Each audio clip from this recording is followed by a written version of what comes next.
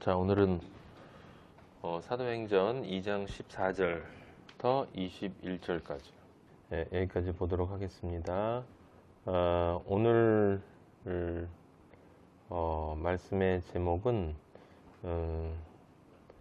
17절을 보면 하나님이 말씀하시기를 말세에 내가 내 영을 모든 육체에 부어주리니 라고 하는 이 부어주신다 라고 하는 그 말씀에서 성령을 부어주심이라고 하는 제목으로 오늘 말씀을 생각해 보도록 하겠습니다. 자, 오늘 말씀의 배경은 지금 우리들이 이미 공부를 했기 때문에 여러분들이 잘 알고 있습니다. 그 사도행전은 아버지가 오랫동안 약속하신 그 약속이 실현되는 사도행전의 그 오순절 사건은 그런 사건이다. 그것은 지금 어떤 약속이냐라는 것, 오래전에 우리 아버지가 하신 약속은 17절에 나와 있어요. 바로 하나님이 말씀하시기를 말세에 내가 내 영을 모든 육체에 부어주리니 너희의 자녀들은 예언할 것이요 너희의 젊은이들은 환상을 보고 너희의 늙은이들은 꿈을 꾸리라 라고 하는, 그리고 18절에도 내 남종과 여종들에게 부어주리니 그들이 예언할 것이다 라고 하는 이 말이 있습니다. 그래서 이게 요엘서를 통해서 아버지가 약속을 해주신 거예요. 그런데 그게 지금 우리가 2장에서 보았던 성령 임재, 제자들에게 성령이 임재한, 그래서 제자들이 그 성령을 받아서 그 사람들이, 다양한 사람들이 있었는데 그 다양한 민족의 언어로 방언을, 실제 그것은 진리를 사람들이 알아들을 수 있는 말로 한다. 거꾸로 이야기하면 진짜 의미입니다. 그러니까 제자들이 거기 모인 사람들이 세계 각국의 언어로 하나님의 크신 일을 말한다라고 하는 말은, 잘 들으셔야 합니다. 그것은 그들이 그렇게 말을 했다라는 것이 아니라 그들은 그 진리를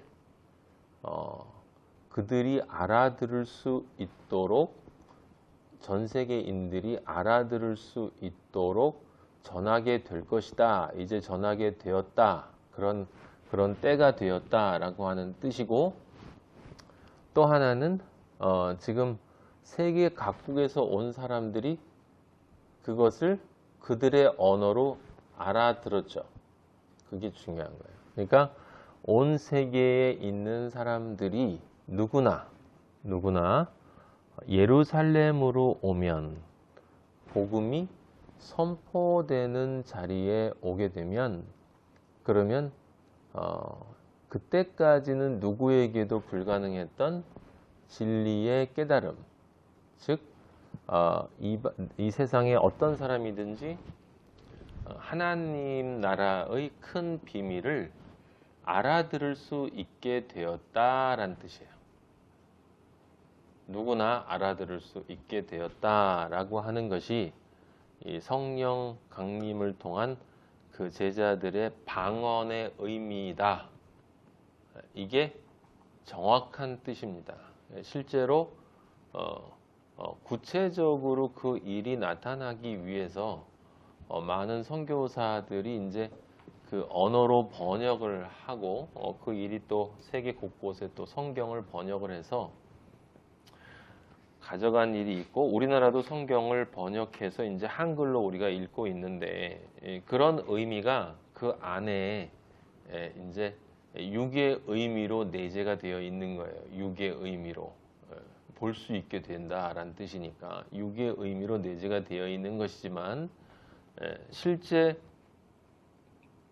그 영의 의미, 그러니까 번역하고 사람들이 이제 각각 다른 말로 전 세계에 퍼진다. 이게 이제 육의 의미고 혼을 포함하는 경험이 들어가 있는 거니까 영의 의미는 이 세상 모든 사람들이 하나님 나라의 비밀을 알아들을 수 있는 때가 왔다라는 것과 그리고 성령을 받은 사람은 누구나 그 비밀을 선포할 수 있는 때가 왔다라는 말이에요. 그것 이상도 아니고 그것 이하도 아니에요. 그래서 그런 상황에서 이제 그 있는 사람들이 세술에 취했다라고 이게 틀리면서 또 맞는 말을 했다라고 제가 여러분들에게 말씀드렸습니다. 15절에 베드로가 이 사람들이 취한 것이 아니라 할 때는 이건 이제 세상 술을 얘기하는 거예요. 세상 술에 취한 것이 아니다. 하지만 제자들은 새 술에 취했어요. 무슨 술? 성령 술에 취했어요. 성령에 취했습니다. 성령에. 자, 여기 14절부터 이제 그런 상황에서 베드로가 이제 이것이 요엘서에 예언이 되어 있었고 지금 오순절 사건이 요엘서에 예언되어져 있는 하나님의 약속이 이루어진 것이다. 그러니까 지금 작금에 이 많은 이 기독교인들이 이 방언이 실제 외국어냐, 이때 외국어가 있었냐, 왜 요즘에는 없냐, 뭐 이런 것 가지고 공부를 했다고 하는 많은 종교인들이, 기독교인들이 그것 가지고 논쟁을 벌이고 있는 것을 보면 성경의 비밀이 볼 수 있는 자들에게만 열려 있는 것이 맞구나라는 것을 느낄 수가 있는 거예요. 아버지의 그 크신 뜻을 이야기하는데 이걸 겨우 인간의 언어가 번역됐느니 안 됐느니 이런 이야기들을 하고 있으니 제가 여러분들에게 이미 말씀드린 것처럼 언어가 번역되느냐 안 되느냐가 중요한 것이 아니라 그것을 영어로 이해하느냐 이해하지 못하느냐가 중요하다라고 말씀을 드렸어요. 그래서 번역은 이 세상 한국어를 영어로 번역하는 게 있다면 하늘의 언어를 세상 언어로 번역하는 게 있는 거예요. 그러니까 지금 두 번째 것을 이야기하고 있는데 첫 번째 것을 사례로 들어서 근데 첫 번째 것 가지고 싸우고 있으니까 얼마나 어리석은 자들입니까? 이 거짓 선지자들이에요, 다. 진리를 모르면서 진리를 아는 것처럼 싸우고 있으니까 다시 한번 성경이 말하는 번역은 세상 언어를 세상 언어로 번역하는 걸 이야기하는 게 아니라 하늘 언어를 세상 언어로 번역하는 거예요. 하늘 언어를 세상 언어로 번역하는 것입니다. 자, 그걸 요엘서에 예언을 해놓은 것이고 그래서 그걸 베드로가 이제 설명을 해주는 거예요. 2장 14절부터 이렇게 한번 살펴보도록 하겠습니다. 14절 보면 베드로가 11사도와 함께 서서라고 나와 있어요. 이 구절에서 우리가 무엇을 알 수 있냐면 사도행전 첫 번째인가 두 번째 만남 때 우리가 이야기를 했었죠. 왜 마띠아를 뽑았는가? 제비를 뽑아서 왜 마띠아를 뽑았는가? 하나님의 뜻에 따라서 뽑은 거다라고 제가 분명히 말씀드렸습니다. 그런데 이 성경을 분석하고 혼으로 읽는 사람들은 바울이 진짜 12번째 제자이기 때문에 실제 마띠아는 제자가 아니고 하나님이 볼 때는 그건 인간이 뽑은 제자다. 베드로가 인간적인 생각으로 한 거다.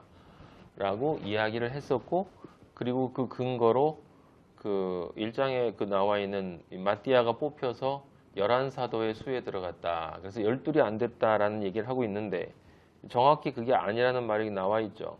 베드로가 10사도와 함께 서서라고 써 있지 않고 11사도와 함께 서서 써 있다. 서서 말한다. 그럼 지금 몇 사도가 서 있는 거예요? 12사도가 서 있는 거예요. 12사도. 하나님이 이 엄청난 사건이 이루어지는 이 순간에 베드로의 인간적인 그 약함을 드러내는 일을 거기다 집어넣겠느냐라고 하는 생각을 한번 해보면 또 하나는 지금 인류 역사에서 가장 중요한 사건이 일어나는 그 시점에 지금 그런 일이 벌어지고 있다라고 생각하는 것 자체가 인간적인 생각이다. 그리고 실제 마띠아가 제가 옛날에 존경하던 어떤 목사님도 그런 얘기를 했어요. 마띠아가 뽑힌 다음에 그 다음에는 전혀 성경에 등장하지 않는다. 사도행전에. 그래서 실제로는 실제 사도가 아니다. 이런 얘기를 하는데 사도행전에 행적이 등장하지 않는 사도는 마띠아뿐이 아니에요. 대부분은 사도 바울하고 바나바하고 베드로하고 몇몇 사도들이 국한돼 있고 전혀 등장하지 않는 야고보 같은 경우는 죽을 때만 나오고 이런 사도들이 있어요. 그런 식으로 생각하면 안 된다. 그래서 베드로가 11사도와 함께 서서라는 말을 통해서 우리가 알 수 있는 것은 뭐냐면 영적인 의미로 온전한 회개가 이루어졌다는 것을 지금 이 14절을 통해서 12로 온전히 하나님이 충만히 거할 수 있는 그런 존재가 그리스도가 되지 못하면 성령이 임재할 수 없다라고 하는 것을 제가 여러분들에게 말씀을 드렸어요. 여기 함께 서서라는 말이 그것을 방증해 주는 것입니다. 12이 함께 있어야 한다는 소리예요. 소리를 높여 이르되, 소리를 높였다는 건 선포했다는 뜻이에요. 유대인들과 예루살렘에 사는 모든 사람들아, 이 일을 너희로 알게 할 것이니, 이제 내가 너희들에게 이 실질적인 의미를 깨닫게 해주겠다라고 하는 뜻입니다. 내 말에 귀를 기울이라. 15절에 때가 제3시니, 그러니까 14절에 이 일을 너희로 알게 할 것이니 라는 말을 통해서 이제 세상이 하나님의 그 뜻을 알게 된다라고 하는 그 말이 여기 또 내포가 되어 있는 겁니다. 15절에 때가 제3시니 너희 생각과 같이 이 사람들이 취한 것이 아니라, 제3시는 유대인 달력으로는 6시가 0시니까 3시면은 9시, 아침 9시가 되는 거예요. 그래서 또 아침 9시니까 누가 아침부터 술을 마시냐, 이런 것으로 또 해석을 하는 건 당연한 이야기인데, 성경에 3이라는 말이 나오는 건 그냥 나오는 말이 아니에요. 예수님도 이 3과 관련된 많은 숫자들을 이렇게 함께 동행하셨고, 여기도 3시가 나오는 건 3이라는 숫자가 의미가 있기 때문에 나오는 거다. 베드로가 3번 부인했고, 그래서 3이라고 하는 것은 다른 것이 아니라 우리가 늘 얘기한 것처럼 영혼 육과 관련이 있는 거고, 그리고 아버지, 아들, 성령과 관련이 있는 거예요. 그래서 온전한 존재가 되었다라고 하는 것을 뜻하는 거예요. 그러니까 때가 제3시가 됐다라는 것은 이들은 이제 완전한 존재가 된 것이다. 어떤 의미로 완전한 존재가 된 거냐면 성령을 받을 수 있는 존재가 되었다라고 하는 것을 뜻하는 것입니다. 우리 엘리사에게서도 봤었고 늘 3의 숫자가 나왔던 것을 여러분들 기억하실 거예요. 3번 엎드렸고 또 지팡이까지 합쳐서 3번이 또 있었고, 구약에서 우리 엘리사 사건에서도 이미 봤었어요. 3이라는 것은 그냥 나오는 숫자가 아닙니다. 자, 그래서 취한 것이 아니라 선지자 요엘을 통해서 말씀하신 것이 일렀을 때, 이제 이런 이 요엘이 예언한 이 약속이 실현될 수 있는 때가 되었다라는 것을 뜻하는 거예요. 그러니까 여기 3시라고 하는 것은 12사도와 같은 맥락을 유지하고 있는 거다라고 여러분들이 이해를 하면 되는 것입니다. 그래서 영과 혼과 육이 온전히 12로 깨끗하여진 상태이기 때문에, 그래서 성령이 임재한 것이다 라는 이야기를 지금 영적으로는 아버지가 우리에게 하고 있는 건데, 그걸 들을 귀가 있는 자는 들으라고 하는 것이고, 그냥 세상적으로 이해해서 그렇게 이 성경을 변호하고 싶은 사람은 그냥 아침 9시니까 이렇게